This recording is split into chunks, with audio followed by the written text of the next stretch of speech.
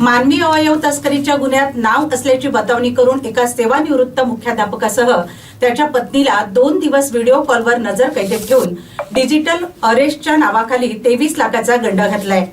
हा धक्कादायक प्रकार भुरचंडी लेआउट परिसरात उघडकीस आलाय। मोहन वामनराव केळापुरे, राहणार दारव्हा रोड, यवतमाळ असे फिर्यादी सेवानिवृत्त मुख्याध्यापकाचे नाव आहे। मोहन केळापुरे यांच्या पत्नीला 8 एप्रिल रोजी एका अनोळखी मोबाईल क्रमांकावरून फोन आला।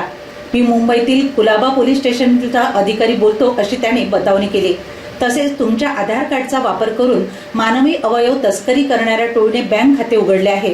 तुमच्यावर 40 तक्रारी असून सुप्रीम कोर्टातून अटक वॉरंट निघाले आहे अशी धमकी त्यांना देण्यात आली। त्यानंतर सायबर गुन्हेगारांनी केळापुरे दाम्पत्याला व्हॉट्सअप व्हिडिओ कॉलवर घेऊन तुम्हाला डिजिटल अरेस्ट केले, तुम्ही कॅमेऱ्यासमोरून हटलात तर तुमच्या मुलाला जीवे मारू अशी धमकी दिली।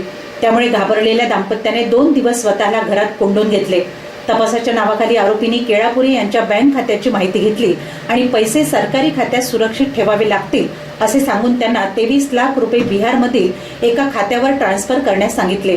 त्यानंतर 10 एप्रिल रोजी संबंधित गुन्हेगारांनी त्यांना पोस्टातील गुंतवणूक मोडून आणखी पैसे भरण्यास सांगितले। दरम्यान 11 एप्रिल रोजी त्यांचे मित्र ॲडव्होकेट प्रवीण जोग घरी आले असता त्यांना केळापुरे दाम्पत्य तणावात दिसले। विचारपूस केली असता सर्व प्रकार समोर आला। ॲडव्होकेट जोग यांनी भारतात डिजिटल अरेस्ट नावाची कोणतीही कायदेशीर तरतूद नाही असे सांगून त्यांची समजूत काढली। त्यानंतर त्यांना सायबर सेलकडे नेले। या प्रकरणी यवतमाळ सायबर सेलमध्ये ऑनलाईन तक्रार नोंदवण्यात आली असून अदूतवाडी पोलिसात तक्रार दाखल करण्यात आली।